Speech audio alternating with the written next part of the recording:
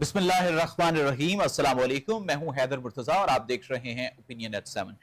नाजरीन, आज की गुफ्तगू का आगाज जब मैं सोच रहा था कि आज मैं कैसे आज के प्रोग्राम का आगाज करूं तो मुझे कुछ याद आया। मुझे अपनी 8वीं जमात की तकरीर का इब्तिदाइया याद आया जो कि मेरे उस्ताद मोहतरम जनाब ज़हीरुद्दीन साहब ने लिखा था। मैं उस इब्तिदाइये से आज के प्रोग्राम का आगाज करूंगा। वो कुछ यूं था कि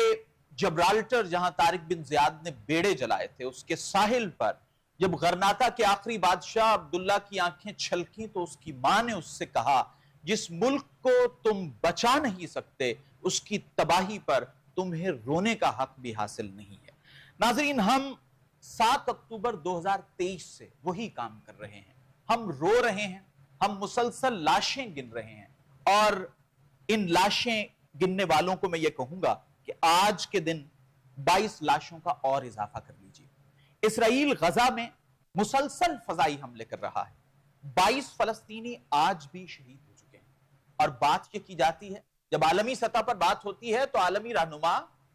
ह्यूमन राइट्स के चैंपियंस सिर्फ और सिर्फ 7 अक्टूबर के हमास के हमले का हवाला देते हैं। वो कहते हैं सब के सब मसाइल की जड़ यही है, लेकिन कोई उनसे यह सवाल नहीं करता कि जब हमास का वजूद भी नहीं था तो तब भी इसराइल की बर्बरियत इसी तरह जारी थी। और इसके साथ साथ हमारे कुछ रहनुमा ऐसे भी हैं जो ये कहते हैं कि जनाब इसका हल तो सिर्फ और सिर्फ सियासी है। और वो सियासी हल क्या है? वो एक्चुअली एक लॉलीपॉप है कि जी 2 रियासती हल है। जब तक 2 रियासती हल नहीं होगा इस मसले का हल होना नहीं। कोई उनसे सवाल करे कि आपको उस 2 रियासती हल से भी किसने रोक रखा है, आप उसकी जानिब भी क्यों नहीं बढ़ते? लेकिन अफसोस की बात है कि 50,000 फलस्तीनियों के शहीद हो जाने के बाद अब भी जब अमेरिकी सदर डोनाल्ड ट्रंप इसराइली वजीर आजम से मिलते हैं तो उस वॉर क्रिमिनल के पहलू में बैठकर वो क्या कहते हैं? सोच उनकी क्या है? एक रियल एस्टेट डेवलपर की। और वो गजा की सरजमीन को 50,000 ताजा शहादतों के बाद भी सिर्फ और सिर्फ एक रियल एस्टेट के माइंड से सोचते हैं। आज हम इसी पर बात करेंगे। मेरी खुशबख्ती है कि आज मेरे साथ मौजूद हैं अमीर जमात इस्लामी लाहौर जनाब ज़ियाउद्दीन अंसारी साहब और मरकजी मुस्लिम लीग के तर्जुमान जनाब वक़ार अहमद साहब ने स्टूडियोज में मुझे ज्वाइन किया है। ज़ियाउद्दीन साहब, मैं आपसे गुफ्तगू का आगाज करना चाहूंगा। मैं पहला सवाल आपसे ये करता हूं कि ये जो नैरेटिव है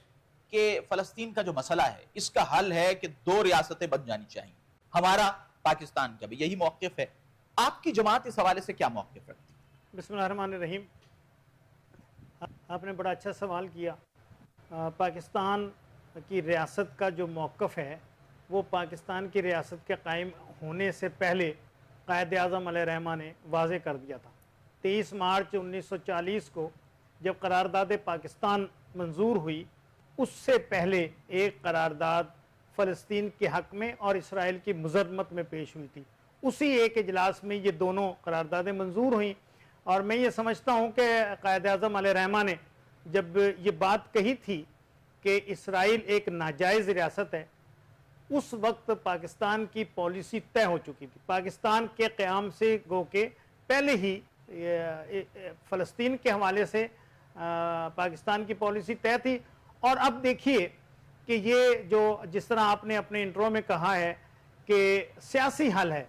भाई हम ये कहते हैं कि सियासी हल से किसने रोका है, लेकिन सियासी हल भी जो है वो अपने इख्तियारात को और अपने हकूक़ को किसी के हवाले करने का नाम नहीं है, अपने हकूक़ के हसूल का नाम सियासत है। और हम ये समझते हैं कि पाकिस्तान की वही पॉलिसी होनी चाहिए। अगर ना आक़िबत अंदेश हुक्मरान ये सोच रहे हैं कि 2 रियासती हल जो है वो फ़लस्तीन का है तो हम इसकी शदीद मज़म्मत करते हैं और हम ये समझते हैं कि फ़लस्तीन की एक रियासत है और यही उसका हल है। अगर 2 रियासत की बात की जाती है तो जो 2 रियासत के फार्मूला पेश करते हैं वो इसराइल की हिमायत कर रहे होते हैं, वो यूरोप की हिमायत करते हैं, वो अमेरिका की हिमायत कर रहे होते हैं।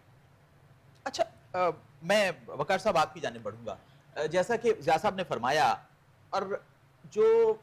बुनियादी तौर पर इस मसले को समझते हैं उनका मौक़िफ़ यही होता है। आपसे मैं ये जानना चाहूंगा कि जो ये कहते हैं कि ये हल है,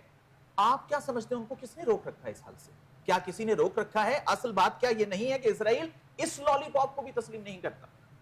बिस्मिल्लाहिर्रहमानिर्रहीम। सबसे पहले तो आपका शुक्रिया, आपने इस इंतहाई अहम मौजू पे आज का जो है ना वो गुफ्तगू रखी। تو جس طرح ضیاء الدین انصاری صاحب نے کہا کہ قائد اعظم بانی پاکستان انہوں نے یہ بات کہی تھی کہ اسرائیل امریکہ کا لے پالک بچہ ہے، اور انہوں نے اس وقت یہ کہا کہ اسرائیل جو ہے وہ امت مسلمہ کے سینے کے اندر، عالم اسلام کے سینے کے اندر پیوست ایک خنجر کی طرح ہے۔ بالکل۔ تو اس سے پاکستان کی ریاستی پالیسی اسرائیل کے حوالے سے کلیئر ہو گئی تھی۔ تو پاکستان کی شروع سے ہی پاکستان کا موقف رہا ہے کہ اسرائیل کا وجود جو ہے اس کو پاکستان نے تسلیم نہیں کیا، اور یہ پاکستان کا ریاستی موقف بھی ہے، اور یہ اس وقت سے ہے جب پاکستان بنا تھا۔ تو آج جو لوگ اگر کوئی ایسی باتیں کر رہے ہیں تو پوری پاکستانی قوم اس بات کے اوپر متحد ہے، یک آواز ہے کہ ہمیں جو ہے نا یہ موقف ہرگز بھی قابل قبول نہیں ہے، اور انشاءاللہ اگر ایسی کوئی کسی قسم کی جو ہے نا وہ کاوش ہوتی ہے تو پوری پاکستانی قوم جو ہے نا اس کے راستے میں سب سے بڑی رکاوٹ ہوگی اگر اسرائیل کو تسلیم کرنے کی جانب کو بات جاتی ہے، کیونکہ پاکستان کا موقف ہمیشہ سے یہ رہا ہے، اور اسرائیل جس طرح آپ نے کہا کہ وہ اس بات کو بھی تسلیم کرنے کے لیے تیار نہیں ہے۔ وہ کہتے ہیں نا کہ دنیا کے اندر یہ اصول ہے کہ ہے جرم ضعیفی کی سزا مرگ مفاجات۔ آج امت مسلمہ کی حالت یہ ہے، اور اسرائیل کی اگر حرکتیں دیکھی جائے، اس کا کام دیکھا جائے، تو پھر یہ بات بالکل واضح ہے کہ اسرائیل جیسا ملک اس کرۂ ارض پہ نہیں ہونا چاہیے۔ دنیا کے اندر، پوری دنیا کے اندر فتنہ و فساد کا باعث ہے، پوری مڈل ایسٹ کے اندر جتنی بھی اس وقت سازشیں ہیں اس کا مرکز اسرائیل ہے۔ پوری دنیا کے اندر جو معیشت کے ذریعے، اکانومی کے ذریعے اور میڈیا کے ذریعے جس طرح دنیا کو کنٹرول کیا جا رہا ہے اور دنیا کے اندر فتنہ فساد پھیلایا جا رہا ہے، اس کی وجہ اسرائیل جیسا ملک ہے، اور یہ ہمارا موقف ہے کہ اسرائیل جیسا ملک جب تک دنیا کے اوپر موجود ہے، یہ ملک دنیا کے اندر کبھی بھی امن نہیں قائم ہو سکتا۔ یہ صرف مڈل ایسٹ نہیں، پوری دنیا کا امن جو ہے نا وہ خطرے سے دوچار ہوگا اگر اسرائیل جیسا ملک اس کو تسلیم کیا جاتا ہے۔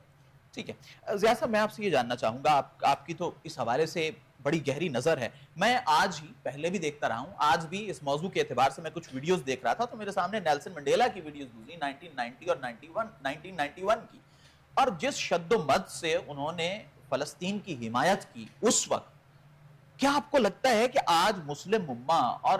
وہ ممالک جن کے پاس قدرتی وسائل سے جو مالا مال ہیں، آج ہم تعداد میں بھی کم نہیں ہیں، آج ہمارے پاس وسائل بھی کم نہیں ہیں، آج ہمارے پاس طاقت بھی ہے، تو آپ سمجھتے ہیں مسلم امہ نے وہ کردار ادا کیا ہے کہ جو کرنا چاہیے؟ دیکھیں، یہی تو ہماری بدقسمتی ہے کہ پوری مسلم امہ، ان کے دل جو ہیں وہ فلسطینیوں کے ساتھ دھڑکتے ہیں۔ غزہ میں جو بربریت اور ظلم ہو رہا ہے اس کے خلاف آوازیں اٹھائی جا رہی ہیں، نہ صرف یہ کہ مسلمان ممالک میں اٹھائی جا رہی ہیں بلکہ یورپین کنٹریز میں بھی۔ اور پرسوں میں دیکھ رہا تھا کہ اسرائیل کے تل ابیب میں بھی وہاں کے حکمرانوں کے خلاف مظاہرہ ہوا ہے جس میں جنگ بندی کا مطالبہ کیا گیا۔ تو گویا کہ یہودی بھی یہ جو بربریت ہے اور یہ جو ظلم ہے اس کو برداشت کرنے اور اس کی مذمت کرنے کے لیے تیار ہیں، لیکن المیہ یہ ہے کہ ہماری مسلم امہ جو ہے وہ سوئی ہوئی ہے، اور ہمارے جو مسلم حکمران ہیں وہ مادیت کے پیچھے دوڑ رہے ہیں، وہ اپنے تجارتی ذریعے جو ہے نا وہ تلاش کر رہے ہیں، اپنے کاروبار کو بڑھانے کی بات کر رہے ہیں۔ اور دیکھیں نا، یہاں پر پاکستان میں تو ہمیں یہ کہا جاتا ہے کہ جناب کشمیر کا مسئلہ تو اپنی جگہ پر ہے، کشمیر تو ہم آزاد کروانے کے لیے ہماری پالیسی موجود ہے، لیکن ہم ہندوستان کے ساتھ کاروبار بھی کرنا چاہتے ہیں۔ بھئی جب آپ ہندوستان کے ساتھ تعلقات استوار کرتے ہیں، جب ان کے ساتھ آپ دوستی بڑھاتے ہیں، جب ان کے ساتھ آنا جانا برقرار رکھتے ہیں، اپنی شادیوں میں ان کو بلاتے ہیں، تو پھر کیسے آپ ان سے مطالبہ کر سکتے ہیں کہ وہ کشمیر کو آزاد کریں یا کشمیر کے بارے میں اپنی پالیسی کو تبدیل کریں؟ وہ مسلسل کشمیر کے بارے میں اپنی پالیسیاں جو ہیں وہ مزید، یعنی اپنے پنجے جو ہیں وہ مزید گاڑتے چلے جا رہے ہیں۔ آرٹیکل 35A کا نفاذ کیا انہوں نے، ہم خاموش رہے، اس کے بعد مزید وہ مسلسل اضافہ کر رہے ہیں، ظلم اور ستم کشمیر میں بڑھتا چلا جا رہا ہے، لیکن کوئی آواز پاکستانی حکمرانوں کی طرف سے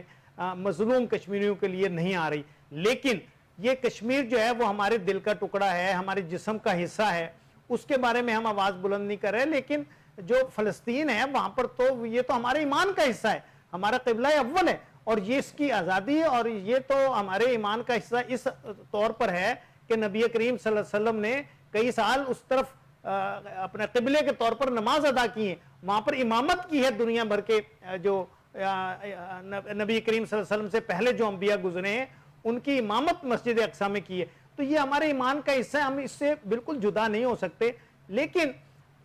مسلم دنیا کے حکمران مسلمانوں کی ترجمانی نہیں کر رہے، یہ ایک بہت بڑا المیہ ہے، اور ہم یہ سمجھتے ہیں کہ جیسے میرے بھائی نے بھی کہا کہ اگر کسی وقت پر اس وقت پاکستان کے پاسپورٹ پر اسرائیل کا نام موجود نہیں ہے، اور لیکن اس کے باوجود بھی ابھی پچھلے دنوں جب یہ خبر آئی کہ پاکستان کے 10 صحافیوں نے اسرائیل کا دورہ کیا ہے تو ایک طوفان کھڑا ہو گیا، اور یہ مطالبات آنے شروع ہو گئے کہ حکومت پاکستان اس کی تحقیق کرے. اور یہ ابھی تک بھی یہ ہمیں بات بھولی نہیں ہے کہ وہ کون ایسے لوگ ہیں، کون ایسے دانشور ہیں جو اب بھی یہ سمجھتے ہیں کہ ہم اسرائیل کا ساتھ دیں گے تو شاید ہم دنیا میں ترقی کر سکیں، ہم اسرائیل کا ساتھ دیں گے تو امریکہ کے ساتھ ہمارے تعلقات بہتر ہوں گے، ہم اسرائیل کا ساتھ دیں گے تو امریکہ جو پوری دنیا میں معاشی جھگڑ بندی میں اس وقت مصروف ہے اس سے ہم محفوظ رہنا چاہیں گے. ہم تو یہ کہتے ہیں کہ آپ جتنا مرضی یہ یہود اور نصارہ کا ساتھ دے لیں، یہ کبھی بھی آپ کے دوست نہیں ہو سکتے. نبی کریم صلی اللہ علیہ وسلم کی طرف سے بھی اور اللہ رب العالمین کا بھی فرمان یہی ہے کہ یہ کسی صورت آپ کے دوست نہیں ہو سکتے. اور ہمارے دوست کیسے ہو سکتے ہیں؟ ہم وہ ویڈیو جب اپنا سوشل میڈیا پر دیکھتے ہیں جس میں بم گرایا جاتا ہے اور بچوں کی اور نوجوانوں کی لاشیں جو ہیں وہ 50-50 60-60 فٹ تک اوپر اچھلتی ہیں، تو یہ کیا ہے؟ یہ بربریت اور ظلم جو ہے وہ جب تک اس کا کوئی سدباب نہیں کیا جائے گا اس وقت تک جو ہے وہ پاکستانی قوم بھی اور مسلم امہ بھی جن کے دل ان کے ساتھ دھڑکتے ہیں وہ کبھی بھی کسی صورت میں بھی خاموش نہیں بیٹھیں گے. وہ اپنے جذبات کا اظہار تو ان کو کرنا پڑے گا. اچھا وقار صاحب، میں آپ کی جانب بڑھوں گا. میں آپ سے یہ وہ سوال کرنے جا رہا ہوں کہ جو پروگرامز میں نہیں ہوتا، نجی محافل میں بہت ڈسکس ہوتا ہے، بہت سے ذمہ داران کیا کہتے ہیں، میں وہ آپ کو بتانا چاہتا ہوں، پھر آپ کی اس پہ موقف لینا چاہتا ہوں. وہ یہ کہتے ہیں دیکھیں جی پاکستان ہے یا دیگر اسلامی ممالک ہیں وہ ٹیکنالوجی میں پیچھے ہیں، وہ امریکہ اسرائیل کا مقابلہ نہیں کر سکتے، وہ مادی وسائل میں پیچھے ہیں، وہ ٹیکنالوجی میں پیچھے ہیں، وہ اسلحے میں پیچھے ہیں. تو جب تک ہمارے پاس وہ وسائل نہیں آئیں گے، جب تک ہم خود کو اتنا مضبوط نہیں کر لیں گے کہ جب اسرائیل کا ہم سامنا کریں تو تب تک ہمیں یہی پالیسی رکھنی چاہیے جو ہے. آپ اس پہ کیا کہیں؟ جی آپ نے بہت اہم بات کی. اس سے پہلے میں نبی کریم صلی اللہ علیہ وسلم کی ایک ان کا فرمان مبارک اپنے ناظرین کے سامنے رکھنا چاہوں گا. جو اس وقت کیفیت ہے وہ اس حدیث کے مطابق ہے، اس حدیث کے اندر بیان کی گئی ہے. نبی کریم صلی اللہ علیہ وسلم نے فرمایا تھا کہ ایک وقت آئے گا کہ دنیا کی قومیں تمہارے اوپر ایسے حملہ آور ہو جائیں گی جیسے بھوکا اپنے دسترخوان کے اوپر حملہ آور ہوتا ہے. تو صحابہ نے پوچھا کہ کیا ایسی کیفیت ہمارے اوپر کیوں طاری ہوگی؟ کیا ہم تعداد میں تھوڑے ہوں گے یا ہمارے پاس وسائل نہیں ہوں گے؟ تو نبی کریم صلی اللہ علیہ وسلم نے فرمایا کہ نہیں، ایسا نہیں، تمہاری تعداد بہت زیادہ ہوگی لیکن اس کی حیثیت سمندر میں جا کے برابر ہوگی. تو صحابہ پوچھتے ہیں پھر ایسا کیوں ہوگا؟ تو آپ صلی اللہ علیہ وسلم نے فرمایا کہ ایسا اس لیے ہوگا کہ تمہارے اندر وہن آ جائے گا. تو صحابہ نے پوچھا وہ وہن کیا ہے؟ تو آپ نے فرمایا حب الدنیا و کراہیت الموت، کہ تم دنیا سے محبت کرنے لگو گے اور موت سے کراہت کرنے لگو گے، موت تمہیں اچھی نہیں لگے گی. تو تمہارے اوپر یہ کیفیت ہوگی کہ دنیا کی قومیں تمہارے اوپر ایسے حملہ ہو جائیں گی جیسے بھوکا دسترخوان کے اوپر ٹوٹتا ہے. آج اس وقت جو کیفیت فلسطین غزہ کی ہے وہ سیم وہی کیفیت ہے جو اس سے پہلے اندلس کے اندر مسلمانوں کے ساتھ ہوا. جس طرح اندلس سے مسلمانوں کا صفایا کیا گیا، اسی طرح آج غزہ کے اندر مسلمانوں کا صفایا کیا جا رہا ہے اور ٹرمپ یہ کہہ رہا ہے کہ آپ غزہ کو خالی کر دیں. جی بالکل. تو اس کیفیت کے اندر ہم نے کرنا کیا ہے؟ یہ جو وہن ہے جو آج جس طرح انصاری صاحب نے بات کی ہے کہ ہمارے حکمران پیٹ سے سوچ رہے ہیں، دماغ سے نہیں سوچ رہے. ہم نے دنیا کے اندر چلنا کیسے ہے، ہم نے آگے کیسے بڑھنا ہے. ہمیں قرآن کہتا ہے، ہمارا قرآن ہمیں حکم دیتا ہے کہ ہم اپنی تیاری کریں، ہم اپنی قوت کو مضبوط کریں. سوال یہ ہے کہ ہماری حکومتوں کی حوالے سے کیا پالیسی ہے. آپ نے سائنس اور ٹیکنالوجی کی بات کی، دیکھیں سائنس اور ٹیکنالوجی پہلے ہے، دوسرے نمبر پہ ہے. پہلے نمبر پہ ہے ہماری اسٹریٹجی کیا ہے، ہم نے کرنا کیا دنیا کے اندر، ہماری ترجیحات کیا ہیں. ہم اسرائیل سے کوئی معاشی مفادات چاہتے ہیں یا ہم اسرائیل کو کمپیٹ کرنا چاہتے ہیں اور اسے جو اقدامات وہ کر رہا ہے اسے روکنا چاہتے ہیں. ہمیں یہ طے کرنا پڑے گا. اگر ہماری نیت یہ ہے کہ ہم اسرائیل کے ساتھ معاشی تعلقات بنا لیں اور اس معاشی تعلقات سے جو ہے نا وہ کوئی فائدے اٹھا لیں، اس نیت کے ساتھ ہم جو ہے نا وہ اس طرح کے ہیلے بہانے بناتے ہیں کہ سائنس اور ٹیکنالوجی کی ضرورت ہے اور یہ چیزوں کی ضرورت ہے، تو پھر تو شاید یہ بڑی بری بات ہے، اس سے کوئی رزلٹ نہیں لینے والا. لیکن ہمیں یہ سوچنا ہے کہ آج جس جگہ پہ اسرائیل ہے پوری اسلامی دنیا کے لیے سوچنے والی بات ہے، ہماری اس کے لیے کیا تیاری ہے. ہم نے اس کو ڈپلومیٹیکلی فلسطین کے مسئلے کو، وہ کشمیر کا مسئلہ ہو، وہ فلسطین کا مسئلہ ہو، ہم نے اس کے اوپر کیا کیا ہے. ہم نے امت مسلمہ کو متحد کرنے کے لیے کیا کیا ہے اور ہم نے اپنی قوم کو اس کام کے لیے کتنا تیار کیا کہ ہم نے ہمارے چیلنجز کیا ہیں بحیثیت امت جس کا ہم نے مقابلہ کرنا ہے. تو یہ چیز اصل جو سوچنے والی ہے، اس سے ہی ہم آگے بڑھ سکتے ہیں. صحیح. اچھا میں یہ جاننا چاہوں گا آپ سے ضیاء الدین صاحب کہ اب اعداد و شمار ہم دیکھتے ہیں نا تو 50,000 کا فگر ہے ہمارے پاس, اور مجھے تو بعض دفعہ یقین کیجئے ویڈیو بناتے ہوئے یا پروگرام کرتے ہوئے شرم آتی ہے کہ ہم روز 50, 20, 30 لوگوں کا اس میں اضافہ کر دیتے ہیں اور ہمارا کام جو ہے وہ یہاں پر ختم ہو جاتا ہے. میرے سامنے جو ایک واقعہ ہے خان یونس کے ناصر ہاسپٹل کے سامنے, میڈیا ٹینٹ پر جو فضائی حملہ ہوا 7 اپریل کو, اس میں جو منظر کشی بچ جانے والوں نے کی وہ یہ ہے کہ ایک صحافی باقاعدہ طور پہ زندہ جلا ہے وہ. تو مجھے آپ یہ بتائیں کہ کیا صرف بات کرنے سے, کیا صرف گفت و شنید سے, کب سے یہ معاملہ چل رہا ہے, نقبہ ہوا اور اب 2023 سے 7 اپریل سے یہ معاملہ چل رہا ہے, تو یہ اسی طرح چلتا رہے گا؟ دیکھیں گزارش اس میں یہ ہے کہ ایک تو ابھی جو 7 اپریل کی ریڈ کریسنٹ کی جو فگر ہے نا, وہ آپ فگر کی بات کر رہے تھے, بات تو سچی ہے کہ ہم فگرز کے اوپر جو ہے نا جی اب ساری اپنی سوچ کا دائرہ جو ہے نا پھیلاتے رہتے ہیں. 57,900 شہادتیں ہوئی ہیں جو ریڈ کریسنٹ کے ریکارڈ پر موجود ہیں. یہ 7 اپریل کی رپورٹ ہے. اور پھر اس کے علاوہ وہ لوگ جو ملبے تلے دبے ہوئے ہیں ان کے بارے میں ابھی کچھ نہیں کہا جا سکتا کہ وہ کتنے ہزاروں کی تعداد میں ہوں گے, لاپتہ ہیں جو. اور اس وقت جو تعداد 7 اپریل کی آئی ہے وہ 1,15,338 افراد ہیں جو ہسپتالوں میں موجود تھے. اب وہ ہسپتالوں کے بعد خیموں میں موجود تھے اور وہ اب بے سروپا جو ہے وہ وہاں پر موجود ہیں. اس لیے دیکھیے آپ نے ایک سوال کیا تھا میرے بھائی سے کہ سائنس اور ٹیکنالوجی کی بات, مجھے یہ بتائیں کہ دنیا کی تاریخ میں, اسلامی تاریخ میں کون سی ایسی لڑائی ہے جو ہم نے سائنس, ٹیکنالوجی, اسلحہ, توپ, بندوق کی بنیاد پر جیتی ہو؟ ہم نے بے شمار جنگیں جیتی ہیں, غزوات میں ہمیں کامیابی حاصل ہوئی ہے, لیکن کسی بھی لڑائی میں ہماری تعداد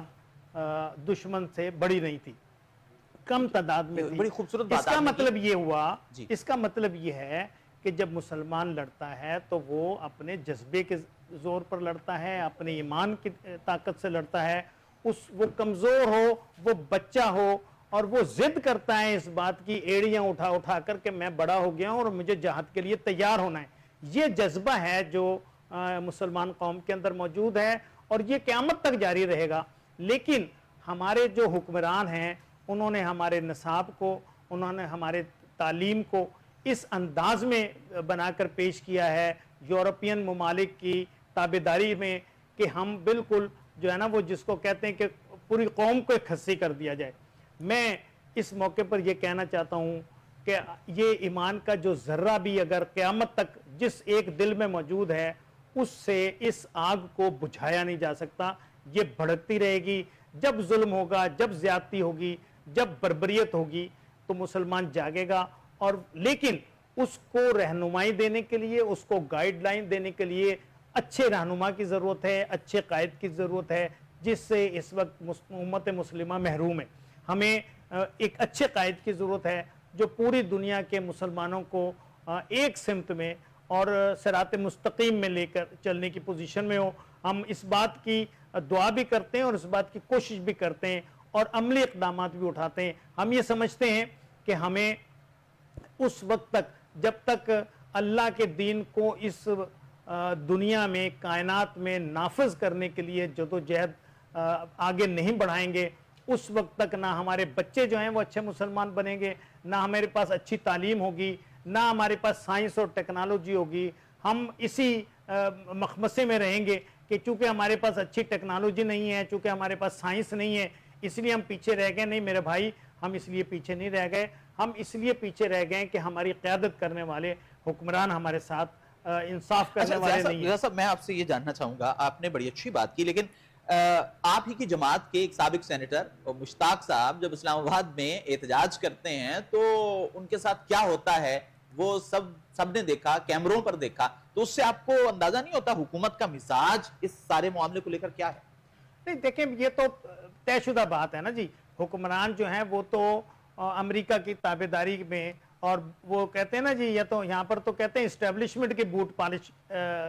کا شوق رکھتے ہیں, لیکن میں یہ کہتا ہوں کہ عالمی اسٹیبلشمنٹ کی بوٹ پالش کا بھی شوق رکھتے ہیں. وہ ان کے جوتے چمکانے میں مصروف ہیں اور وہ یہ سمجھتے ہیں کہ کوئی ایسا کام اگر پاکستان کے عوام اس بات کا اعلان کریں کہ ہم نے سفارت خانے میں جا کر احتجاج کرنا ہے امریکن سفارت خانے پر، تو وہ یہ سمجھتے ہیں کہ یہ تو ہماری بدنامی ہو جائے گی اور امریکہ کے حکمران ہم سے ناراض ہو جائیں گے اور اس بات پر ناراض ہو جائیں گے کہ بھئی آپ یہ اس بات کی اجازت کیوں دے رہے ہیں۔ اب یہ دیکھیں آپ کہ پوری دنیا میں فلسطین کے حق میں اور اسرائیل کی مذمت میں مظاہرے ہوئے ہیں، واشنگٹن ڈی سی میں بھی بڑے بڑے مظاہرے ہوئے ہیں، نیو یارک میں ہوئے ہیں، لیکن ان کو نکالا گیا، لیکن انہوں نے اس چیز کی پرواہ نہیں کی۔ لیکن یہ کہ پاکستان کے حکمران جو ہیں وہ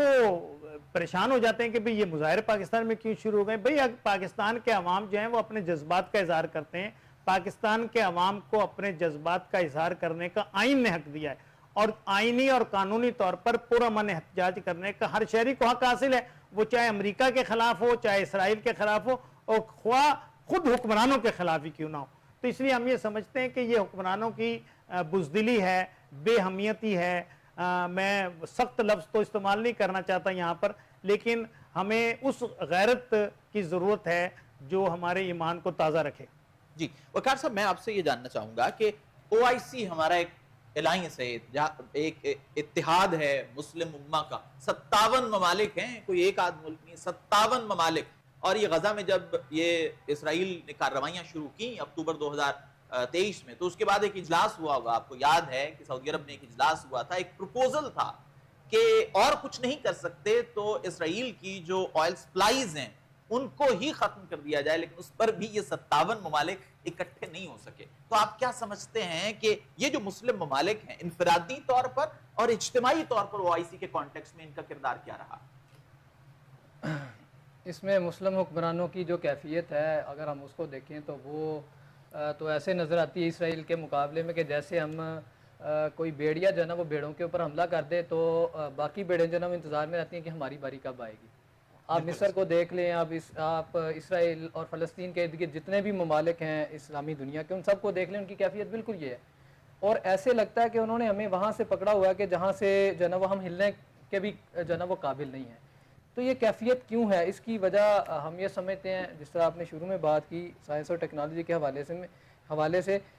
اس وقت پوری امت مسلمہ کو، عالم اسلام کو کس چیز کی ضرورت ہے؟ وہ اللہ کے قرآن کی ضرورت ہے۔ ہم قرآن کریم کو پڑھتے ہیں تو اللہ تعالیٰ نے آغاز کے اندر ہی ہم اللہ تعالیٰ سے دعا کرتے ہیں کہ یا اللہ ہمیں سیدھا راہ دکھانا، ان لوگوں کا راستہ جن کے اوپر تو نے انعام کیا، اور ان لوگوں کا راستہ نہیں دکھانا جن کے اوپر تیرا غضب نازل ہوا، اور وہ غضب نازل ہونے والے کون تھے؟ وہ یہودی تھے۔ آج وہ اللہ تعالیٰ کے غضب شدہ لوگ جو ہے نا وہ اس وقت امت مسلمہ کے سروں پہ کیوں سوار ہے؟ یہ آج ہمارے لیے سوچنے اور سمجھنے کی بات ہے۔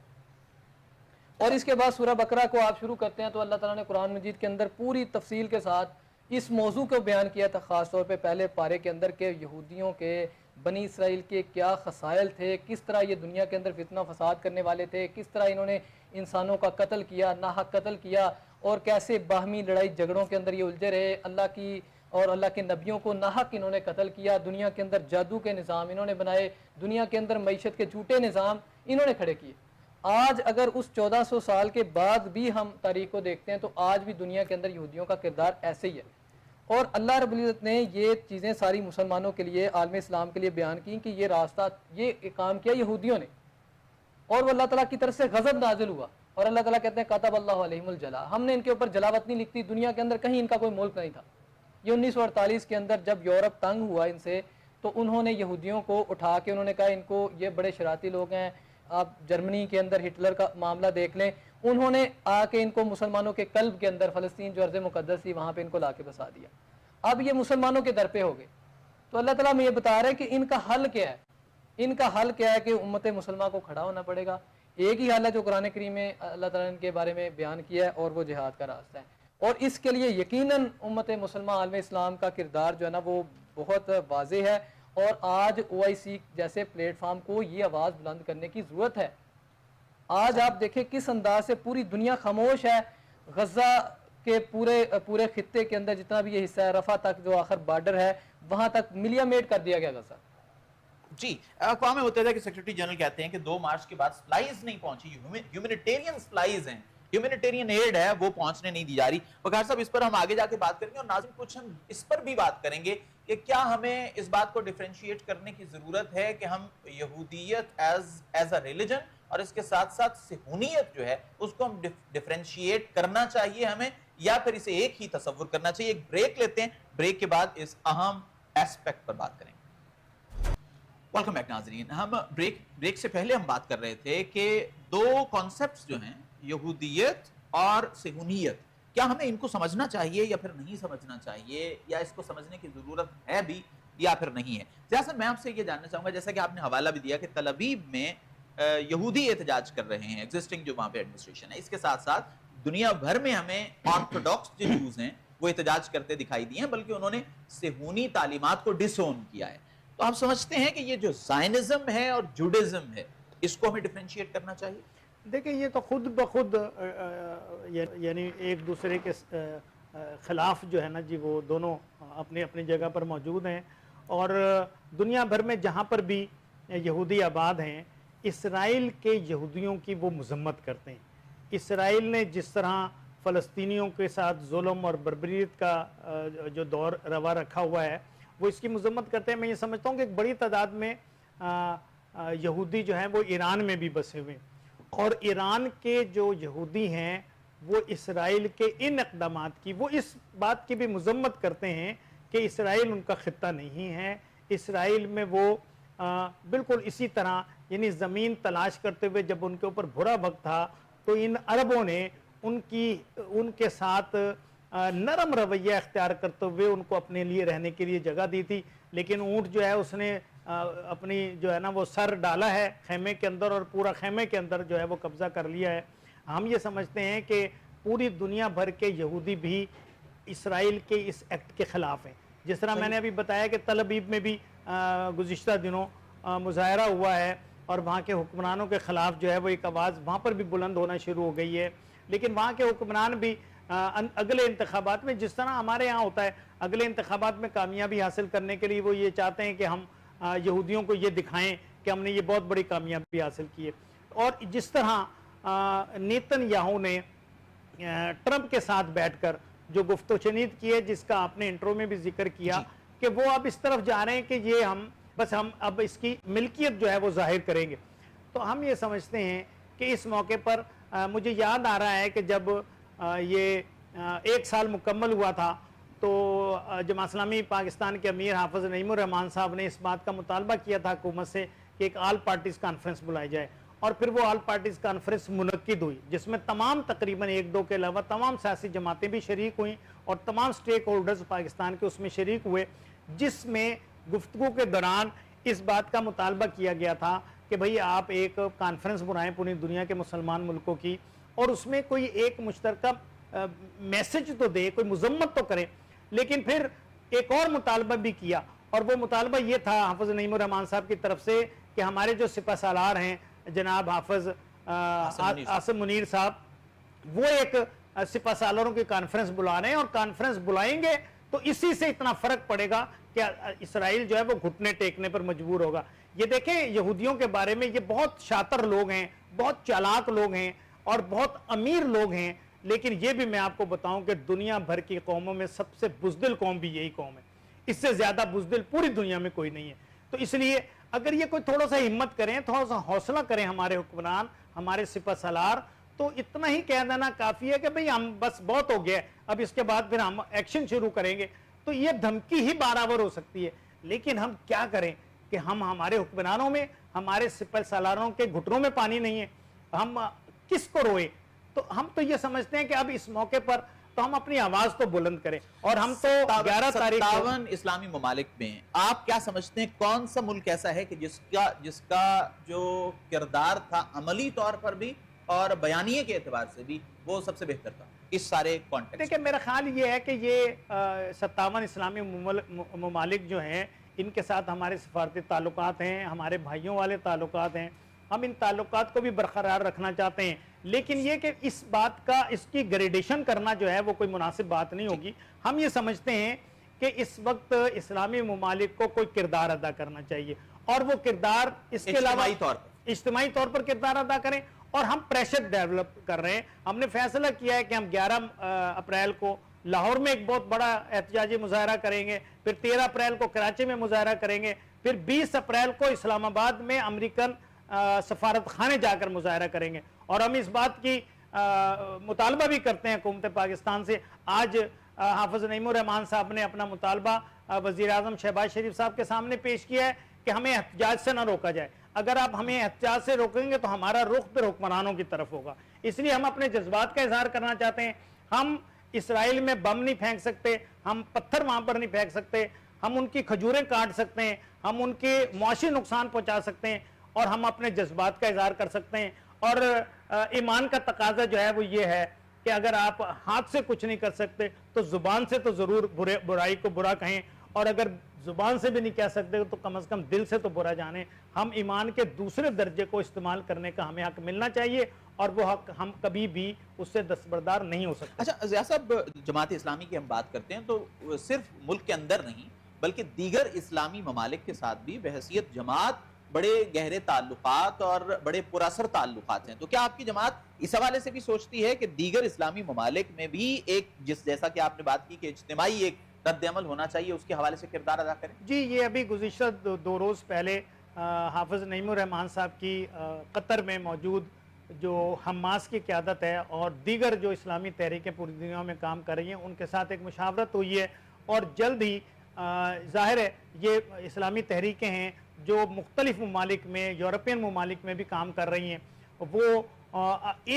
कोई एक दिन मुकर्रर करके उस दिन पूरी दुनिया में स्ट्राइक करेंगे, एहतजाज करेंगे और मुजाहरे रखेंगे। उससे ये एक मैसेज जाएगा कि भाई बेशक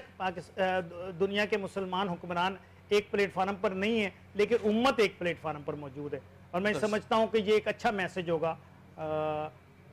अपना इसराइल के हवारियों के खिलाफ भी और हमास के रहनुमाओं के हक में भी। ठीक, वकार साहब आप मुझे बताइए, मेरा कोई दीनी इल्म इतना नहीं है लेकिन हम किताबों में पढ़ चुके हैं, सिलेबस में पढ़ चुके हैं कि नबी करीम सल्लल्लाहु अलैहि वसल्लम ने ये फरमाया था कि जो मुसलमान हैं वो एक जसद वाहिद की मानिंद है, और अगर एक हिस्से में तकलीफ हो तो पूरा जिस्म उसको महसूस करता है। तो एक तो आप मुझे ये बताइए कि इस हदीस के हवाले से क्या कोई मुसलमान इस बात से इनकार कर सकता है कि ऐसा नहीं था, और अगर ऐसा मानते हैं तो फिर अगर गजा में तकलीफ हो रही है तो पूरा जिस्म इसको महसूस क्यों नहीं करता? बिल्कुल, इसमें तो कोई शक नहीं है कि नबी करीम सल्लल्लाहु अलैहि वसल्लम की जो हदीस है कि मुसलमान एक जस्द वाहिद की मानिंद है, कोई भी मुसलमान जो है ना इस बात से इनकार नहीं कर सकता। इसी तरह नबी करीम सल्लल्लाहु अलैहि वसल्लम का फरमान है कि मुसलमान जो है वो मुसलमान का भाई है, ना वो उस पर ख़ुद जुल्म करता है ना उसको किसी जालिम के हवाले करता है। तो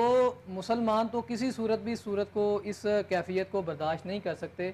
और मैं ये समझता हूँ जहाँ हमारे हुक्मरानों का किरदार अहम है और उनको इस मामले के ऊपर जो है ना वो इक़दामात उठाने चाहिए। और आपने जिस तरह ममालिक के हवाले से पूछा, तो मैं ये समझता हूँ कि हम पाकिस्तान मरकज़ी मुस्लिम लीग का ये मौक़िफ़ है कि पूरी दुनिया के अंदर जो जितने भी इस्लामी ममालिक हैं उनमें सबसे अहम किरदार अगर उम्मत मुसलमा के हवाले से है तो वो पाकिस्तान का है। उसकी एक वजह तो ये है कि इस मुल्क की बुनियाद हमने कलमा तय्यबा की बुनियाद पर इस मुल्क को हासिल किया, इसकी बुनियादों में शहदा का खून है, हमने इस्लाम की बुनियाद पर यह मुल्क हासिल किया। और दूसरी वजह यह है कि इस मुल्क को अल्लाह ताला ने एक मजबूत अस्करी कुव्वत से नवाजा है और अल्लाह ताला ने वाहिद इस्लामी एटमी ताकत है पाकिस्तान दुनिया के अंदर। जब पाकिस्तान इस्लामी ताकत बना तो उस वक़्त पूरी दुनिया के अंदर, लीबिया में और दीगर फ़लस्तीन के अंदर खुशी मनाई गई इस बात की, क्योंकि उन्होंने कहा कि आज हमारे सर पे एक ऐसा जो है ना वो अल्लाह ताला की तरफ से शफ़क़त आ गई है, एक मुल्क आ गया है कि जो आज उम्मत का दिफा कर सकता है। तो इस लिहाज से पाकिस्तान के हुक्मरानों को ये बात समझनी चाहिए कि पूरी उम्मत मुसलमा की उम्मीदें पाकिस्तान के साथ इस लिहाज से वाबस्ता है, और पाकिस्तान ही इस मामले के अंदर जो है ना वो बहुत बड़ा किरदार अदा कर सकता है पूरी उम्मत मुसलमा को मुत्तहिद करने के लिए। और इस सिलसिले में हमारी हुकूमत को किरदार अदा करना चाहिए, हमारे आर्मी चीफ साहब को इस हवाले से किरदार अदा करना चाहिए। और दूसरी बात यह है कि जो इस वक्त हमने भी देखा, ये ज़ियाउद्दीन अंसारी साहब ने बात की, जमात इस्लामी की जानिब से एहतजाजों की जो है ना वो कॉल दी गई है और इस इशू को पहले भी उठाया जाता रहा। इसी अंदाज से पाकिस्तान मरकज़ी मुस्लिम लीग की जानिब से पाकिस्तान के तकरीबन 20 शहरों में आज से 2 दिन पहले बड़े बड़े मुजाहरे जो है ना वो किए गए। हमें पूरी कौम को जगाना है, बेदार करना है। आप अंदाज़ा करें ना कि जमातें अपनी तौर पे ये प्रोग्राम कर रही हैं, अगर पूरी कौम इन जमातों के साथ इन प्रोग्रामों के अंदर खड़ी हो और लोग लाखों की तादाद में सड़कों पे निकल आए, तो ये पूरी दुनिया के ऊपर कितना बड़ा इम्पैक्ट होगा पाकिस्तानी कौम की जानिब से। تو ہمیں بھی تھوڑا سا پوری قوم کو بھی جاگنا ہے, مسلمانوں کو بھی جاگنا ہے, انہیں بھی احساس کرنا ہے کہ ہم جسد واحد ہے اور ہمارے ایک حصے میں تکلیف ہے جس انداز سے فلسطین کے اندر شہادتیں ہو رہی ہیں. ہمارا کردار ہے اور ہم نے جو کردار اس کے اندر ہم ادا کر سکتے ہیں ہم نے وہ کرنا ہے. تو اس سلسلے میں جو بھی اقدامات ہو سکتے ہیں, سب سے پہلا مثال آپ لے لیں, سب سے بڑی چیز ہے بائیکاٹ. ٹھیک ہے, جس طرح جو نا وہ حدیث میں بھی آتا ہے کھجوریں کاٹنے والی بات ہے. تو سب سے بڑا تو یہودی جو اس وقت جو ان کی معاشی لائن ہے اس کو کاٹنے کی ضرورت ہے, اور بہت بڑا بجٹ جو ہے نا ان کو اسلامی دنیا سے مل رہا ہے. تو بھرپور بائیکاٹ کی مہم چلنی چاہیے, احتجاجی مظاہروں کے اندر قوم کو پوری شریک ہونا چاہیے, اور حکومت کے اوپر ایک مضبوط جو ہے نا وہ پریشر بلڈ اپ کرنا چاہیے کہ وہ فیصلہ کرنے پہ مجبور ہو جائے. کیونکہ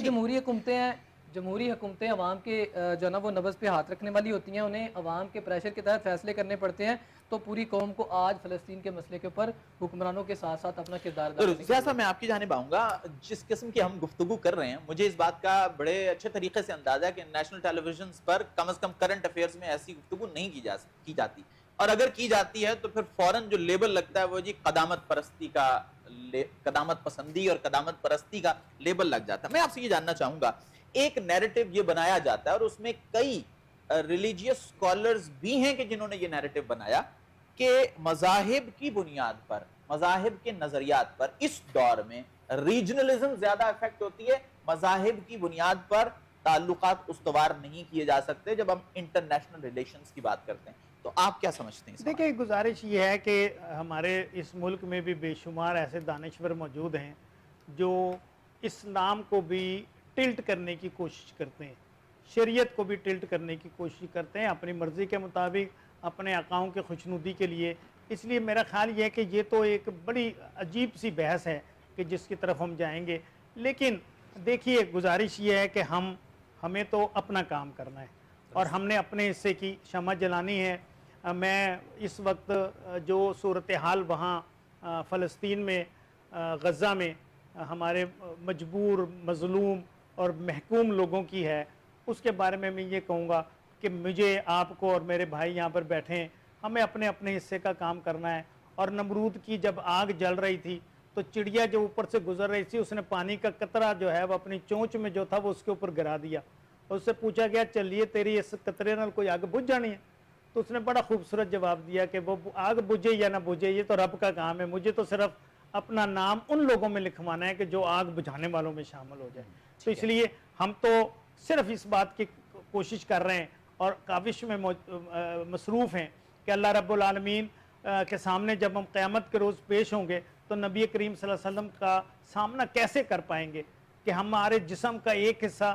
جو ہے وہ مفلوج ہو رہا تھا, وہ ہم سے کاٹنے کی کوشش ہو رہی تھی اور ہم خاموش بیٹھے تھے, ہم کچھ کر نہیں پا رہے تھے. تو اس لیے ہم سے جو کچھ بن پڑتا ہے ہم احتجاج کریں, ہم مظاہروں میں شریک ہوں, ہم اپنے جذبات, سوشل میڈیا ہمارے ہاتھ میں ہے, سوشل میڈیا کے ذریعے سے لوگوں کو اویئرنیس دیں, بائیکاٹ کی مہم چلائیں. وہ تمام چیزوں کا بائیکاٹ اب ہمارے اوپر واجب ہو گیا ہے کہ جس سے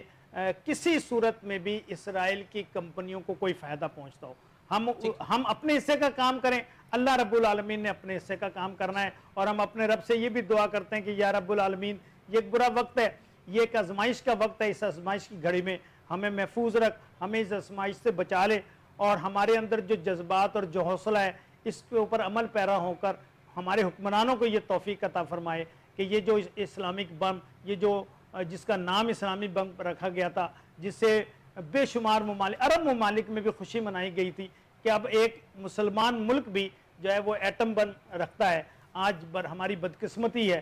کہ ہم اس ایٹم بم کی حفاظت کرنے کے لیے سیکورٹی کا بندوبست کرتے پھر رہے ہیں. تو ہم اپنے رب سے بھی یہ دعا کرتے ہیں کہ وہ ہم سے راضی ہو جائے اور ہماری ان کاوشوں کو قبول فرما لے. بہت ساری دینی جماعتیں جو ہیں وہ کام کر رہی ہیں, لیکن ہماری کسی سیاسی جماعت کو یہ توفیق نہیں ہو رہی کہ وہ ایک مذمت کا بیان بھی جاری کر دیں, نہ حکمرانوں کو نہ کسی سیاسی جماعت کو. اس لیے میں یہ دعا کرتا ہوں اللہ رب العالمین سے کہ اللہ تعالیٰ ان کو ہدایت بھی عطا فرمائے اور ان کو ٹلٹ کر دے, ان کے دل جو ہے وہ اپنے رب کی طرف مڑ جائیں, ان کو ہدایت عطا فرما دے, تاکہ یہ کہ ہم کسی اچھے قائد کے ساتھ, اچھے رہنما کے ساتھ اس قوم کی نہیں بلکہ پوری دنیا کے ملت اسلامیہ کی ترجمانی کرنے والے بن جائیں. اچھا ضیاء صاحب, آپ نے ایک جانب اشارہ کیا اور وہ میں سمجھتا ہوں کہ اہم ہے, اس پہ بھی بات کرنی چاہیے کہ جو ہماری سیاسی جماعتیں ہیں اور اس میں ایک ظاہر ہے کچھ مذہبی سیاسی جماعتیں ہیں اور کچھ ایسی سیاسی جماعتیں ہیں کہ جو مذہب کو اس حد تک اپنی کیمپینز میں یا اپنے منشور میں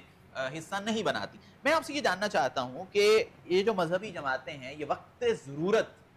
جو ریلیجن کا کارڈ ہے اسے استعمال کر لیتی ہیں, لیکن ایسے مواقع پر جیسے غزہ کا معاملہ ہے یا دیگر معاملات ہیں اس میں یہ مذہبی جماعتوں کے ساتھ کھڑی نہیں ہوتی. ڈر کیا؟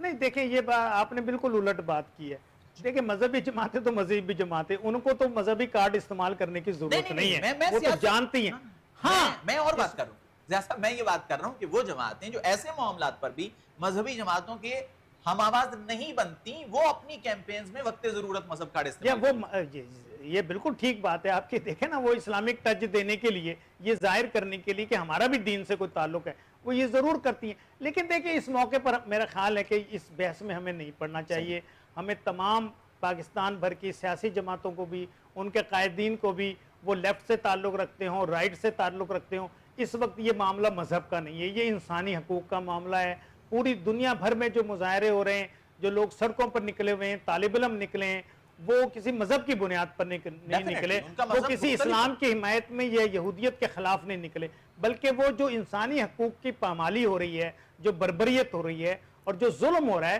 اس کے خلاف باہر نکلے ہوئے. ٹھیک ہے وقار صاحب, میں آپ سے یہ جاننا چاہوں گا, زیاد صاحب نے بھی اس جانب اشارہ کیا ہے کہ مغرب میں بھی, مغربی میڈیا میں بھی اور دیگر جو مین سٹریم میڈیا ہے, اس سارے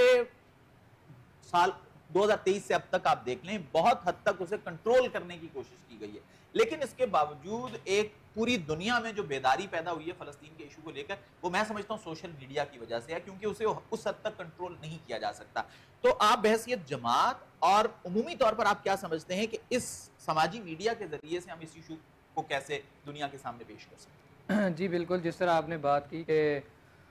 سوشل میڈیا کے ذریعے پوری دنیا کے اندر جو آواز بلند ہوئی اس بار پچھلے 17 ماہ سے جب سے یہ جنگ کا سلسلہ شروع ہوا, یقیناً اس کیفیت نے جو نا اسرائیل کو پوری دنیا کے سامنے ایک دفعہ ننگا کر دیا. بالکل, جس طرح وہ اپنے جرائم پہلے چھپاتے تھے, جن جنگی جرائم کا وہ شکار تھے, اس بار ایسا نہیں ہوا. پوری دنیا کے سامنے ایک بات یہ واضح ہو گئی ہے کہ اسرائیل جو ہے نا وہ مجرم ہے, اسرائیل غاصب ہے, اسرائیل قاتل ہے. اور اس میں یقیناً جو مغرب کے اندر جو لوگ بستے ہیں,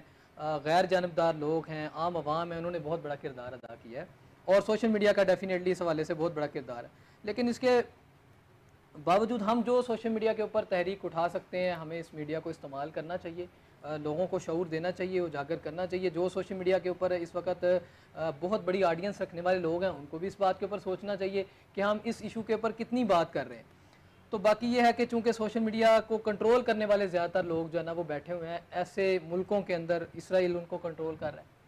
ٹھیک ہے, بہت سارے سوشل میڈیا جو ہے نا وہ امریکہ سے آپریٹ ہوتے ہیں, اور بہت ساری کمپنیاں جو ہے نا ان کے